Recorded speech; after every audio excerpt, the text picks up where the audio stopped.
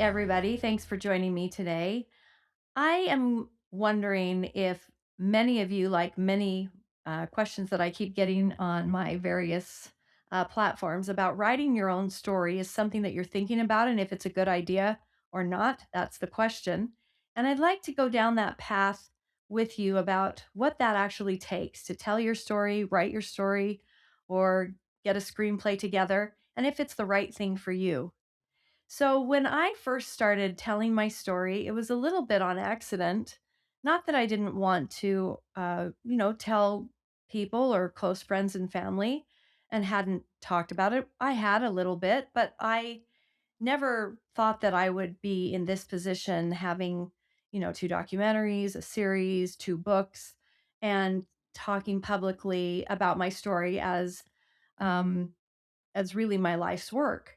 But when I was asked way back when my son had just been born in Orlando, Florida, a friend of mine had a book club and she knew my story a little bit and said, "You should come to my book club and tell your story." And I thought, well, I don't have a book. I don't know that anybody will want to hear my story. I mean, it's a rough story. But she said, "No, no, I think it'll be really interesting to my group." And so most of these were, younger people that were entertainers in the park. I was working there as a singer, dancer, actress at Disney World, and her group was a group of, about the same age as me and in my early mid to mid 20s. And I had just barely had my son, Austin, and when I took him into the room and started telling my story, I remember just looking at him as this little innocent newborn baby. And I said, "I guess I'm telling my story because I want to protect him." It was about what I could do to maybe raise more awareness. And so I started out with that and then told my story about how my family was groomed and, talked a little bit about the sexual assault and the brainwashing. And the questions that they asked me when I was finished telling and talking about the story were so interesting to me. I was like, oh, yeah, I answered this one and that one, and I thought, "Oh, I actually think they got something out of that." Like, I had something to say. But it wasn't really until, a little bit later on as I continued to just if I was asked and somebody knew my story and they wanted to hear it, I'd talk to a group, or one-on-one to people, that I realized that in telling my own story, uh, I was getting something from that. I was going through a healing process in doing that that I was unaware of when I started. It helped me ease the emotional pressures of my negative experiences. Um, I mean, writing about your trauma, I believe narrative therapy is something that will truly repattern those damaged pathways that your brain has put in place to protect you through that traumatic experience, and that as you write and talk about your experiences, that some of those pathways are truly like changed and you are changed as well. Now, it may not be as effective to tell your story if you're suffering from anxiety or depression or other mental issues. You would need to really seek out, a therapist and make sure that you're in the right headspace, because telling your story to small groups and to, family members and close friends and small groups is one thing. But when I knew that I wanted to tell my story in a bigger way, a more public way, I'd been asked to speak at a big conference. And again, not because I was seeking it out, but because I had a friend who who knew my story and said, "We should have Jan Broberg be the keynote speaker." And at that point, when I went and did that educational conference for a bunch of teachers and principals and school authorities and administrators, uh, I really, I really felt that I was underqualified. But once I was done and we got to the Q&A and I was with my mom, in the Q&A, I had my mother come up on stage and we both did the Q&A. At that point, I was like, "Oh my gosh, we actually we actually have something very important to talk about and to tell." And people that have not understood the signs or the grooming or how this happens to, families, because it's almost always somebody either in the family or a close friend, and people were not aware of that. They were very shocked that that's what we were saying, because back in that time period, a lot of stranger danger was the conversation. And that just isn't true. I mean, there's some of that, but 97% is someone you know. So as those experiences started to happen and I felt more and more confident in telling the story that I actually had something important that I wanted to share and wanted to say, I continued to think, I think mom and I, as we were encouraged at that educational concert conference, sorry, stumbling over my words, at that educational conference, the second day, the keynote speaker on the second day had listened to my speech and to our Q&A and took my mom and I to dinner that first night. And then he was the keynote the next day, who had been on every talk show at the time. He had done all of this work as an attorney with children's rights, and talking to him was like a textbook on all of the pedophile cases that he had had. And he said, "Your story contains all of these elements that I worked with so many children and their families for 30 years on these cases as an attorney. And now I'm a superior court judge." And he was a real expert, a real leading expert on this kind of abuse. And anyway, that meeting with him really encouraged us to take the personal, you know, family story, history that mom and I had worked on, through the years. She was writing it, and I'd, you know, call her and say, "Oh, here's something else I remembered, let's put this into, the story of our," and we were just going to do it for our family. It wasn't even like thought of as being coming a book. But after we had that experience at that educational conference with Judge Charlie Gill, he offered to write a forward. And then afterward, he goes, "Oh, you have a manuscript for your family? Oh my gosh, you have to make a book." So that was the encouragement that I needed, to know that what we had experienced would be not only helpful, but very relatable for many, many people. So I think that the intention for which you tell your story is the first question you need to answer for yourself. Am I telling my story, because partly it might help me, recover in some way from my trauma? Because a lot of times people experience what I call, and I think this is a real term, but it's called trauma dumping. When you just start to tell your whole story, all the gory details, all the upsetting experiences that you went through, that you just share all your emotions, and you just are like, "Blah, this is everything about my story," but you don't really have permission from the listener to share all of that. It's not like you ask them, "Do you have time and headspace, and can you listen to my story?" And yet, survivors of trauma and abuse like this need people in their lives that will just listen, that will acknowledge what they went through, that will believe them. I say this all the time. The most important thing you can do for someone that you love that is a survivor of trauma is not just check that off the list, that okay, they're out of it. So they're so resilient, they're back to normal. No, you never go back to normal. Okay, we're not Nerf balls that you can squish them, and you throw them and you bounce them off things and you splatter them all over, and then they just come back to their old shape. No, that's not what human brains and trauma victims are, no matter how resilient you might think they are. And we do that a lot with children. Oh, it's a good thing that children are so resilient so that they can just bounce back from this terrible trauma that happened. Well, in reality, they haven't bounced back.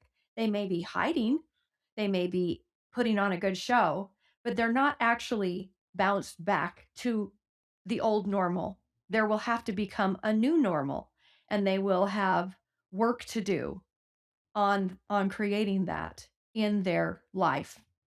And they may not do much of that. Let's say that they were abused when they were 10, to 12.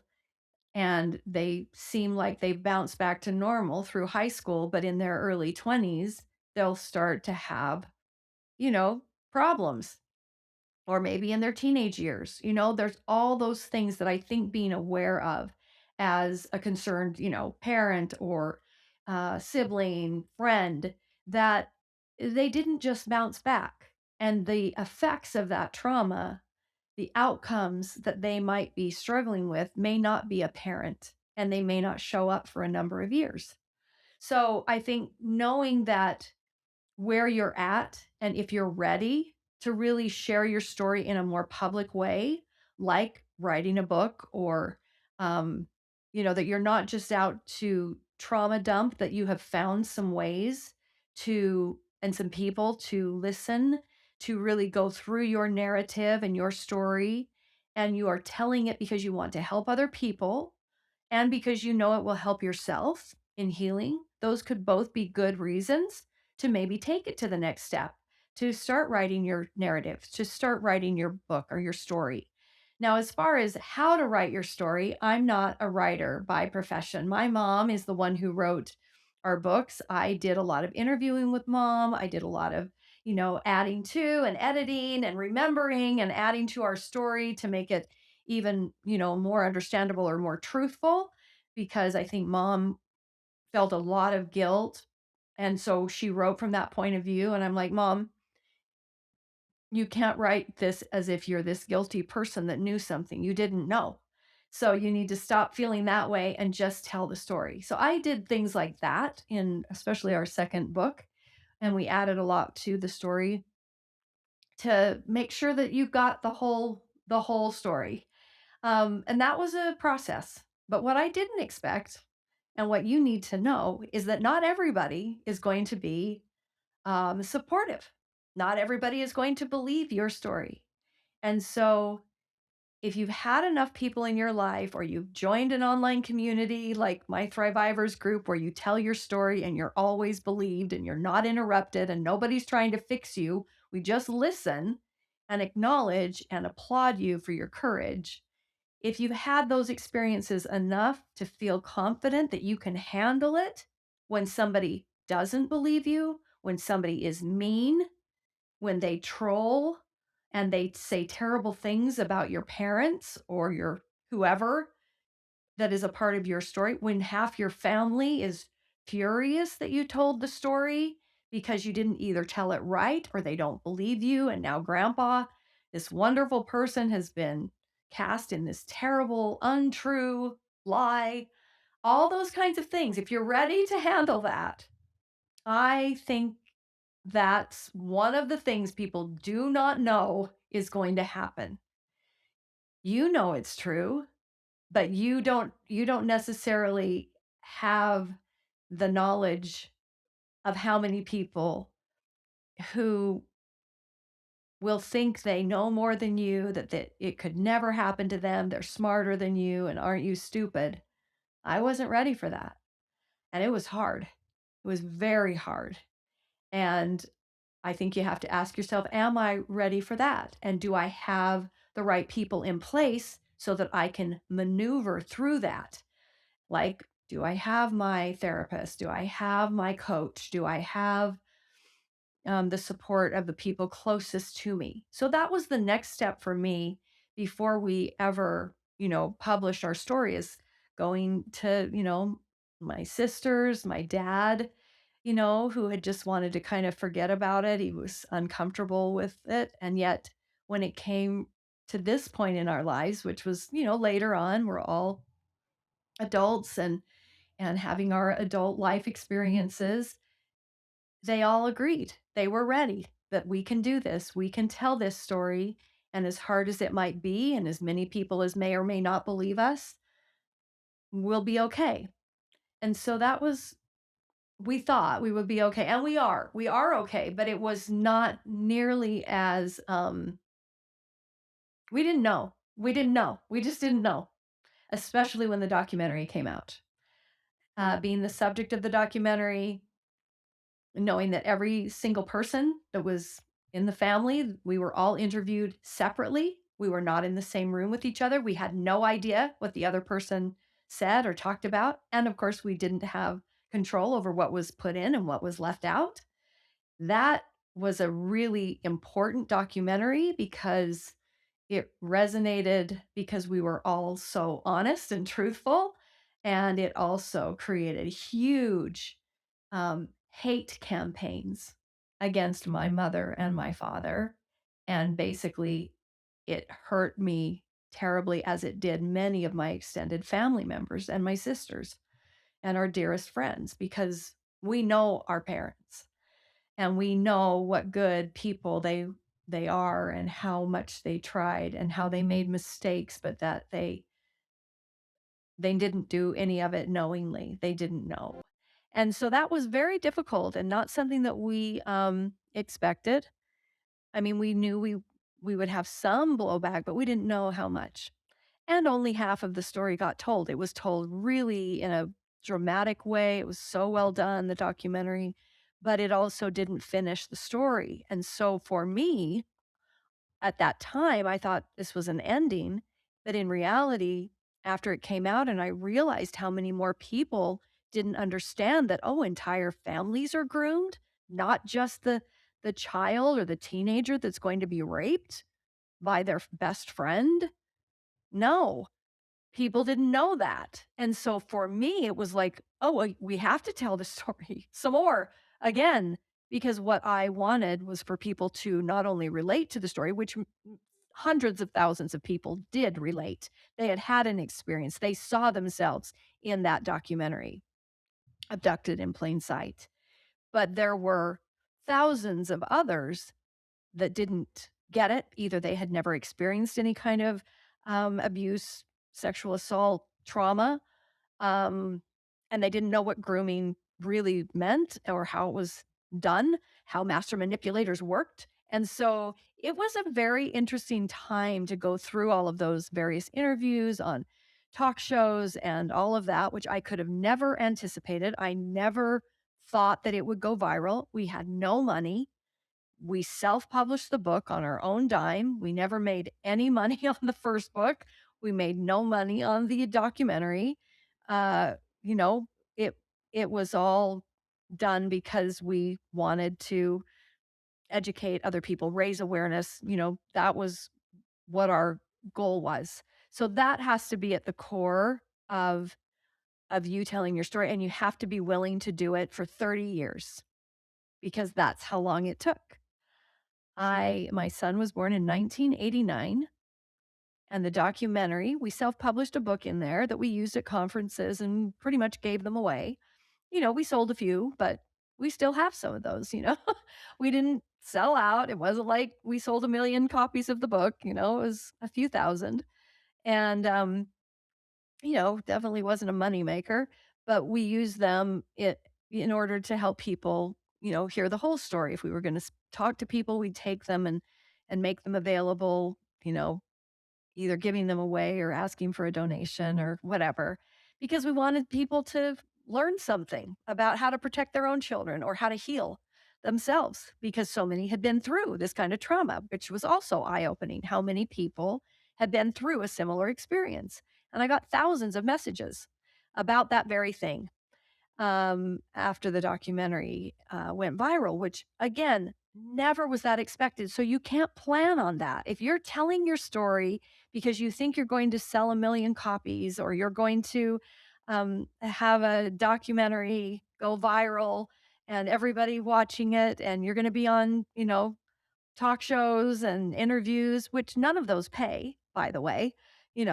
I did 2 and 3 interviews a day for about 9 months, and I didn't get paid for any of that. I was on podcasts, I was on radio shows, I did, television, talk shows, morning shows that were from the UK to, you know, uh, the ones here in the United States and other places around the world. I was literally interviewed about my story so many times that I hit what's called healing burnout, and I couldn't do anymore. I was overwhelmed, I was exhausted, and emotionally holding so many people's stories in my own heart as I read them on, my emails and social media, and then also all the trolls and the people that were angry at me or my parents. It was hard. And so I kinda got off of everything. About 9 months into 2019, I was like, "Ooh," and I was still working full time, running a theater, taking care of, my mom who lives with me. Dad had passed away in 2018, so he wasn't around for the madness of what happened in January of 2019 and beyond when the documentary went crazy. And I had never been more ill prepared for something like that because I just didn't know it would happen. So you can't be doing it because you think that's going to happen. So if you're doing it for fame and fortune, you better do something else because most of the time stories don't get reported. They don't get made into documentaries and they certainly don't get made into a series. But after the documentary and my own voice being out there, I was contacted by a number of different, you know, producing organizations, and the way the series happened was just because the way that the first phone call came in to me from Nick and Alex, the producers, showrunner, writer, and producer, executive producers of A Friend of the Family that's on Peacock. They called me.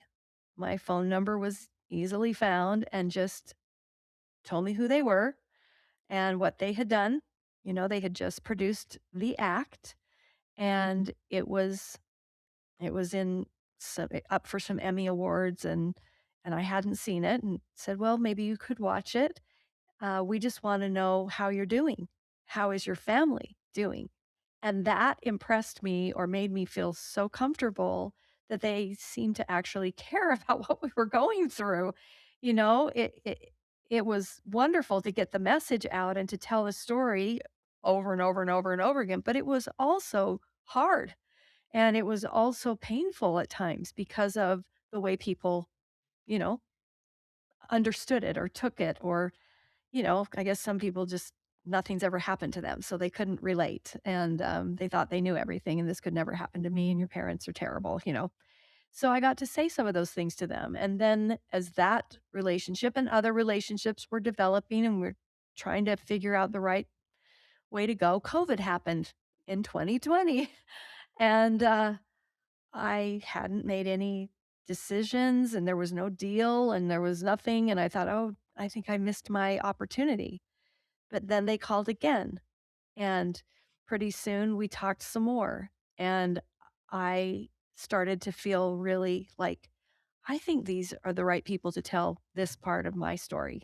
And there's much more to my story that I want to tell, um, hopefully in some other seasons, a season 2 or beyond, or in other ways. I have lots more to my story. My story is as much about healing and becoming, a happy, healthy, productive human being a- after trauma as it is um,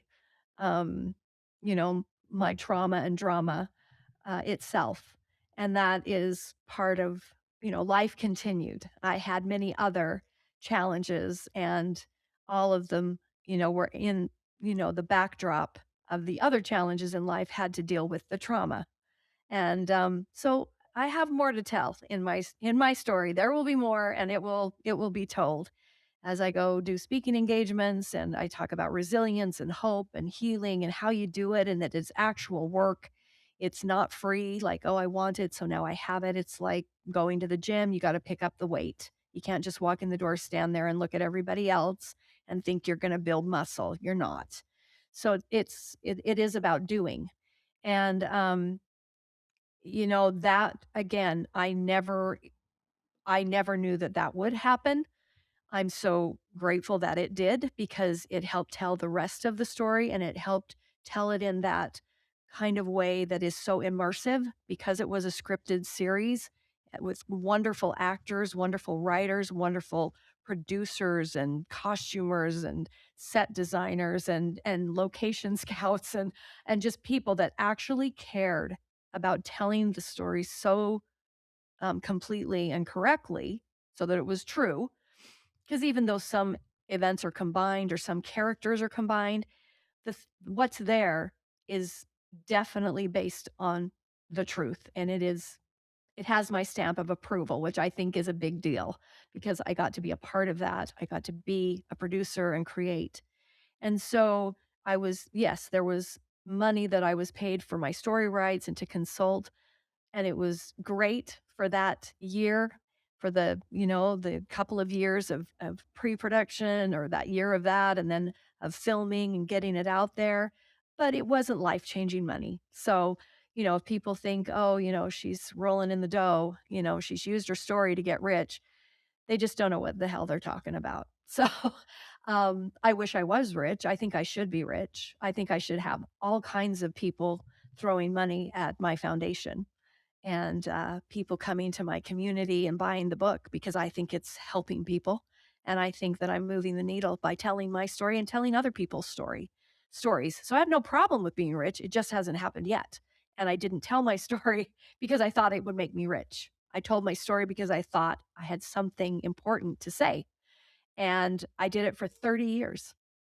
1989, when my son was born, is when that first book club experience happened. I had no book, I had no series, I had no documentaries. I just had my story. And I told that story for 30 years. And in 2019, that's when the documentary came out and made my story something public that I never could have imagined. And so from that to the series to the Peacock documentary with my family that kind of it's on Peacock and it's like watch the series, watch the 9 episodes of the series with these phenomenal actors, and then, um, on the, tail end of that, go watch the documentary. And it's called the same thing, A Friend of the Family, True Evil. That's the title of that.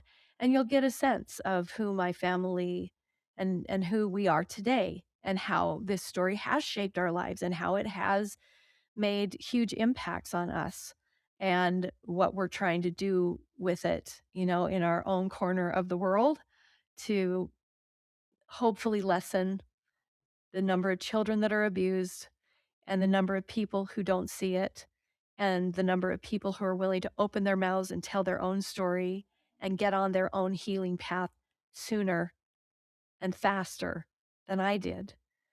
And that's what our goal is to help all of those things happen. The Jan Broberg Foundation is really to help change public policy so that it favors the victims and the survivors and not the perpetrators, because right now it's backwards. And also to raise awareness for adults because children only have so much capacity. They're not going to be the ones who solve the abuse. You can tell them as many scary stories and, make sure you don't do this and you don't do that. But when the person abusing them or that starts to groom them is, their favorite, everybody's favorite uncle or school teacher or coach, they're no match for that manipulator. So tell your story for 30 years and then keep going, a few more, and then, well, go ahead, keep going for a few more. And if your intentions, I think, are right, and if there is something that you really feel you need to write, it doesn't matter how many books you sell or how many documentaries you make or how many people watch whatever it is or listen to or read about it. You do it for you. You tell your own story, you get your emotions involved, you craft your plot, you define your theme. What are you trying to do in telling your story that might help yourself or others? And then focus on those events and engage the people around you to listen and keep trying. I had several times had a deal with several other places in doing a book, in doing a movie. They they held my rights, with this little option money they give you, and it's a very small amount, but they hold on to your story and your rights, and then they didn't do anything with it, and then I took my rights back. Was very disappointed several times, and disappointed a lot of times. Like, I want to make this into something that really, really gets out there, that really, really moves this movement forward. Why are kids the last people to be listened to and to be, and not that we don't love our children, it's just that we're not willing to look at these terrible stories because we want to believe that they couldn't happen to us. Well, they are happening to us. It's 1 in 4 kids. So if it didn't happen to you, it happened to someone close to you, and it affects everyone in the orbit. It affects all of the people that love that child, that tween, that teen, that young adult who was raped, molested, experienced incest, or some other form of a sexual assault or a physical assault. It affects us for life. And we can move past many things and we can heal. And that is also a journey. And you have to get on the journey and stay on the journey because it will come and it will go. It's also enough to just tell your story because it helps you. It helps you get it outside of your body where you can study it. And when you start to become the scientist in your own story, you can rewrite your story and be the hero in your story. And you should be because you survived. Thanks for listening.